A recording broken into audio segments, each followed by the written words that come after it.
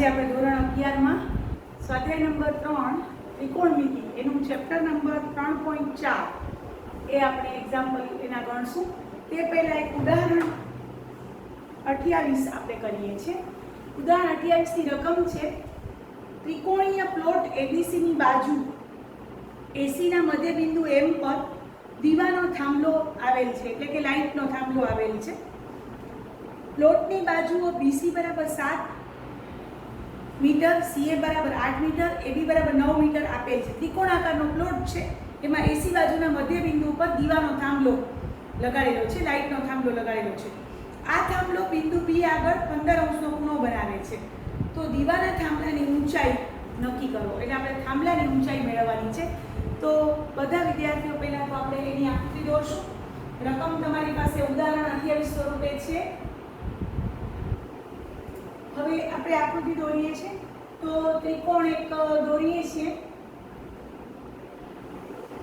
ત્રિકોણ ABC દોરીએ છીએ. ત્રિકોણ આકારનો પ્લોટ છે અને એ લોકોએ કહ્યું છે AC બાજુનું જે મધ્યબિંદુ છે ને, AC બાજુનું મધ્યબિંદુ M, ત્યાં એક લાઇટનો થાંભલો, દીવાનો થાંભલો એ રીતે એ લોકોએ લગાડેલો છે.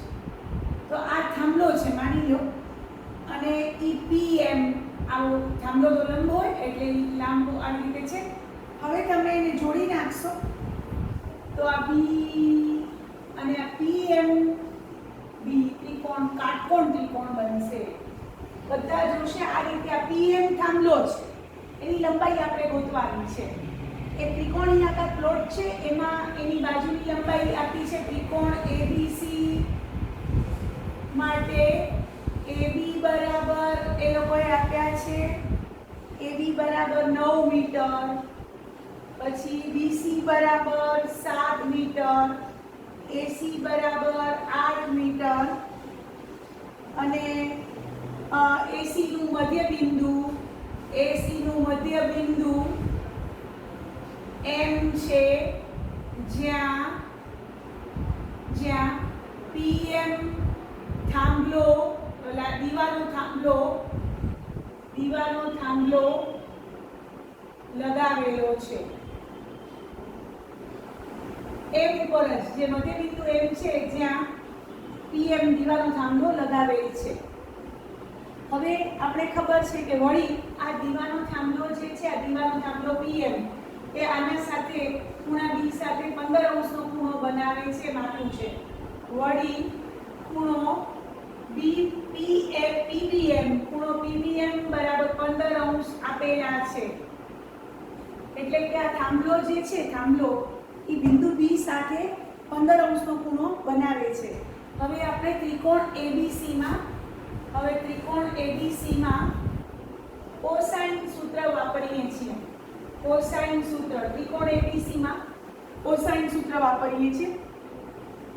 તો cos C બરાબર આપણે cos C બરાબર લેશું. cos C શું કામ લેશું તો બતાવું છું તમને અહીંયા ધ્યાનથી.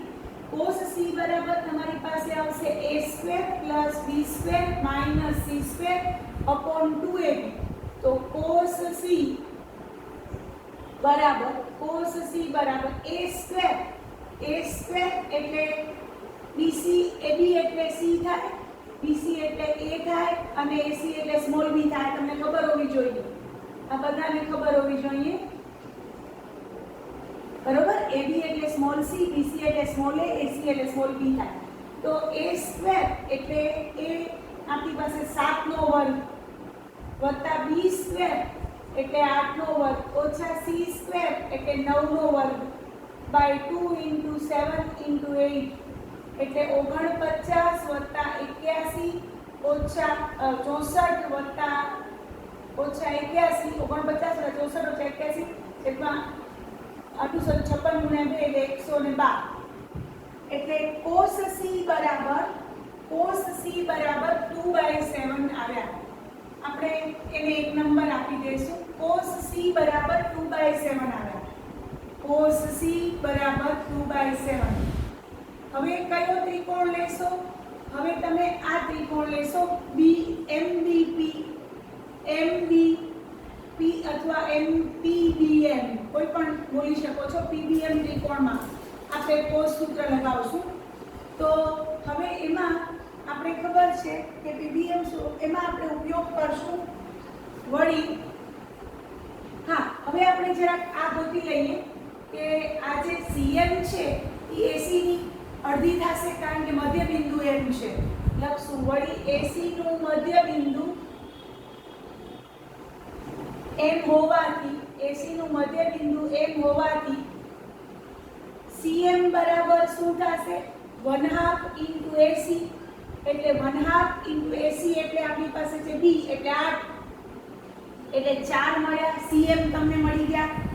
હવે ત્રિકોણ બીએમસી માં આપણે કોસાઇન સૂત્રનો ઉપયોગ કરીએ છીએ. હવે ત્રિકોણ, આને નંબર 2 આપશું, આને નંબર 2.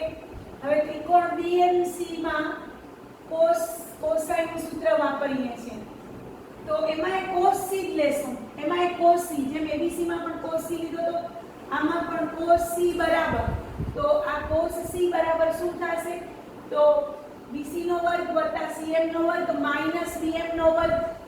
જે ખૂણો લીધો હોય એની સામેની બાજુ હોય એ બાદ થાય નો વર્ગ. તો cos c બરાબર આવશે bc નો વર્ગ વત્તા cm નો વર્ગ માઈનસ bm નો વર્ગ છેદમાં 2 ઇન્ટુ bc ઇન્ટુ cm. આ યાદ રાખજો, કોસાઇન સૂત્ર આ રીતે લીધું છે. cos c, તો c ની સામેની બાજુ bm છે, bm, તો એનો વર્ગ બાદ કરવાનો. આજુબાજુની જે બે બાજુ છે ખૂણા બને છે જેનાથી એ બે બાજુના વર્ગોનો સરવાળો છેદમાં એ બેનો ગુણાકાર ગુણ્યા 2. હવે બધાની કિંમત મૂકી દઈએ તો bc સ્ક્વેર, bc એટલે a છે એટલે 7 નો વર્ગ એટલે 49, પછી cm સ્ક્વેર, cm આવ્યો 4 નો વર્ગ એટલે 16 થશે, માઈનસ bm સ્ક્વેર આપણે ખબર નથી અને cos c આવ્યો ખબર છે 2/7, cos c આપણે ખબર છે 2/7 હમણાં મેળવો. અને નીચે 2bc * cm, bc એટલે 7 અને cm એટલે 4. કારણ કે લખશું 1 અને 2 પરથી. 1 આવ્યો અને 2 આવ્યો. cm ની કિંમત મૂકી 4 અને cos c ની કિંમત મૂકી, આની cos c ની કિંમત મૂકી, એટલે 1 અને 2 પરથી. હવે તમે એને એમાંથી bm ના વર્ગને સાદું આપશું તો આવશે આ 7 × 28 નું 56 112 / 7 એટલે આવશે 16, 16 × 12 એટલે 112 / 7, 112 / 7 બરાબર 49 પ્લસ 16 માઈનસ bm સ્ક્વેર. હવે આ 16 છે એટલે 16 16 બંને બાજુથી નીકળી જશે એટલે bm નો વર્ગ બરાબર 49 આવ્યા. એટલે bm બરાબર લંબાઈ છે, bm અંતર છે એટલે 7 આવશે. હવે bm તમારી પાસે 7 આવ્યા. હવે તમારે તો મેળવવાનું છે pm, આપણે થાંભલાની લંબાઈ શોધવાની છે. તો આપણે ખૂણો લેશું. હવે તમને ખબર છે આ ખૂણો કેટલો છે? 15° છે. તો ખૂણાની સામેની બાજુ ભાગ્યા પાસેની બાજુ tan θ થાય. હવે ત્રિકોણ BPM માં, ત્રિકોણ PBM માં, ત્રિકોણ PBM માં કાટકોણ ત્રિકોણ છે. કાટકોણ ત્રિકોણ PBM માં tan θ બરાબર, tan θ બરાબર એટલે tan 15° બરાબર, tan 15° આ 15° છે બરાબર સામેની બાજુ ભાગ્યા પાસેની બાજુ pm/bm. તો તમને બધાને ખબર છે કે tan 15° નું મૂલ્ય છે 2 - √3, tan 15° નું મૂલ્ય. અને આપણે bm આવ્યા ગોત્યા, bm 7 આવ્યા છે એટલે pm/bm એટલે અહીંયા 7 મૂકશું એટલે pm બરાબર 7 × 2 - √3 મીટર. આ રીતે આખો એક્ઝામ્પલ આવ્યો છે. તો બધા ઉદાહરણ 28 શરૂ એકવાર રિવિઝન કરું છું. ત્રિકોણ ABC માટે AB બરાબર 9 મીટર, BC બરાબર 7 મીટર, AC બરાબર 8 મીટર આપેલા છે. હવે AC નું મધ્ય બિંદુ M છે, જ્યાં PM દીવાલનો થાંભલો લગાવેલો છે M પાસે, અને ખૂણો PBM બરાબર 15° આપેલા છે. ખૂણો PBM બરાબર 15° આપેલા છે. હવે આપણે ત્રિકોણ ABC માં કોસાઇન સૂત્ર લગાડશું. ત્રિકોણ ABC માં કોસાઇન સૂત્ર લગાડવાનું એટલે cos c. તો cos c ની સામેની બાજુ જે છે સ્મોલ c બાદ થશે c નો વર્ગ. આ બેના વર્ગનો સરવાળો થશે a વર્ગ વત્તા b વર્ગ ઓછા c વર્ગ અપોન 2ab. એમાંથી cos c ની કિંમત 2/7 મળી, નંબર 1 આપી દીધો. હવે AC નું મધ્ય બિંદુ M હોવાથી CM બરાબર 1/3 AC એટલે 1/2 * 8 એટલે 4 થઈ ગયા. નંબર 2 આપી દીધું. હવે ત્રિકોણ BMC માં cos સૂત્ર વાપરો. ત્રિકોણ BMC માં cos સૂત્ર કેમ વપરાશે? અહીંયા cos C લ્યો, આ cos થી જેની સામેની બાજુ હોય ને એનો વર્ગ બાદ કરવાનો, આજુબાજુના બે વર્ગોનો સરવાળો કરવાનો. BC નો વર્ગ વત્તા CM નો વર્ગ ઓછા BM નો વર્ગ છેદમાં 2 ગુણ્યા BC ગુણ્યા CM. તો આ cos સૂત્ર આ રીતે વાપર્યું. બધાની કિંમત મૂકી. cos C ની કિંમત 2/7, CM ની કિંમત 4, તો BM મળશે અને BM આપણી પાસે આવ્યા 7. હવે BM 7 આવ્યા. હવે આપણે PM શોધવાનો છે, થાંભલાની લંબાઈ. તો tan 15 બરાબર સામેની બાજુ ભાગ્યા પાછળની બાજુ.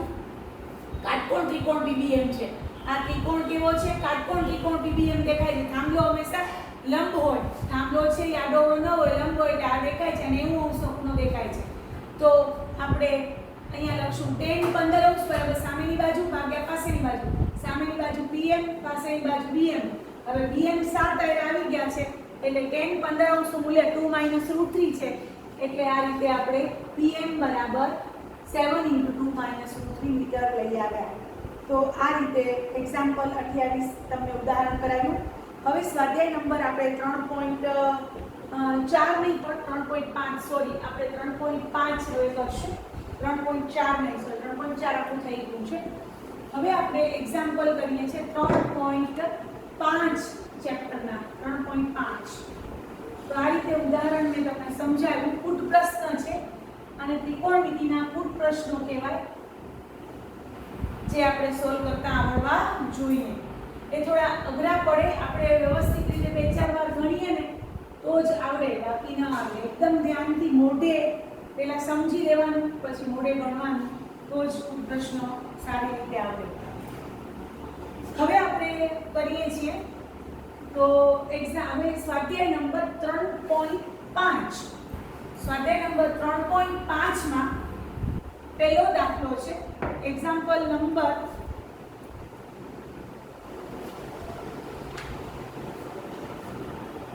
ત્રિકોણ ABC માટે પહેલો દાખલો. એક્ઝામ્પલ નંબર 1 એમાં પહેલો છે. એક્ઝામ્પલ નંબર 1 જ છે પોતે જ. ત્રિકોણ ABC માટે સ્મોલ a બરાબર 18, સ્મોલ a એટલે BC કહેવાય, એ ખબર હોવી જોઈએ. સ્મોલ b બરાબર એટલે CA કહેવાય. સ્મોલ b બરાબર આપ્યા છે 24 અને સ્મોલ c એટલે AB કહેવાય અને એ આપ્યા છે 30. તો આપણે cos a, cos b, cos c નું મૂલ્ય ગોતવાનું છે અને sin a, sin b, sin c નું મૂલ્ય ગોતવાનું છે. તો અહીંયા તમને કુદરતી આ ત્રણેય જે બાજુઓ છે એ કાટકોણ ત્રિકોણ બનાવે છે. તો કઈ રીતે તો આપણે જોઈએ કે BC નો વર્ગ એટલે 324 થશે, CA નો વર્ગ એટલે 576 થશે અને AB નો વર્ગ એટલે 900 થશે. તો અહીં AB વર્ગ બરાબર CA વર્ગ વત્તા BC વર્ગ થાય છે, AC વર્ગ વત્તા BC વર્ગ થાય છે. ધેરફોર ત્રિકોણ ABC કાટકોણ ત્રિકોણ છે. કાટકોણ ત્રિકોણ છે અને ખૂણો C બરાબર 90° છે. હવે તમને ખબર પડી કે કાટકોણ ત્રિકોણ છે એટલે આવી આકૃતિ થશે. તો આવી આકૃતિમાં તમને દેખાય છે કે આ ખૂણો C કાટખૂણો છે. તો હવે તમારે ખૂણો C 90 છે તો તમારે હાઈ ક્લાસ તમારી પાસે કાટકોણ ત્રિકોણ પ્રમાણે આકૃતિ દોરી લીધી. હવે તમારે શોધવાનું છે cos A.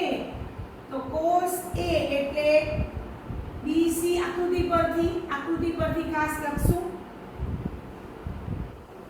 આકૃતિ પરથી કાટકોણ ત્રિકોણ હોવાને કારણે કાટકોણ ત્રિકોણ છે એટલે આપણે વાપરી શકશું.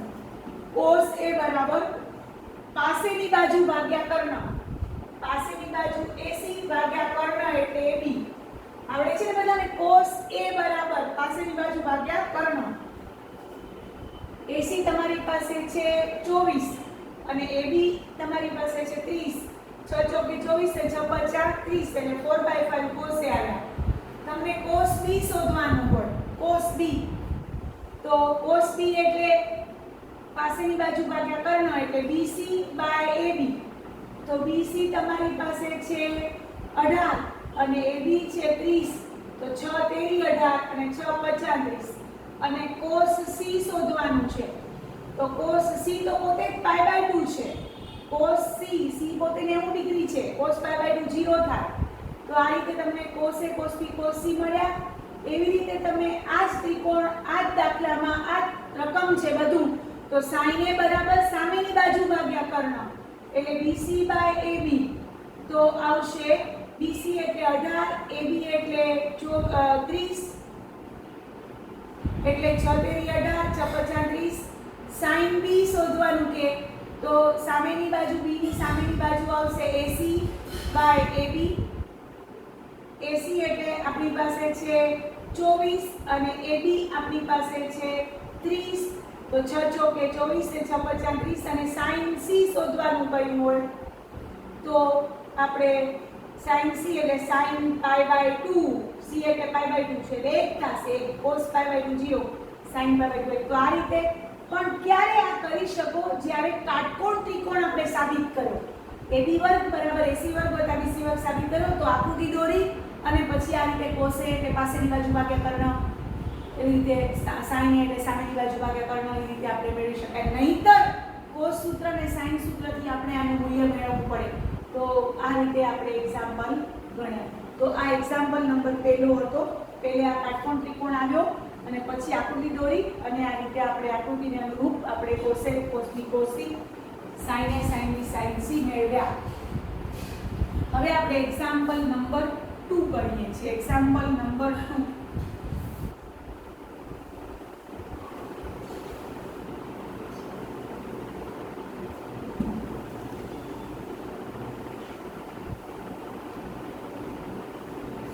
એક્ઝામ્પલ નંબર 2 માં રકમ છે ત્રિકોણ ABC માટે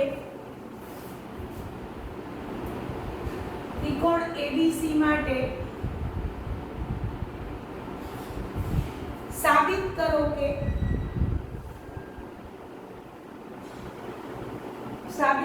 કે A plus B by C બરાબર cos A minus B by 2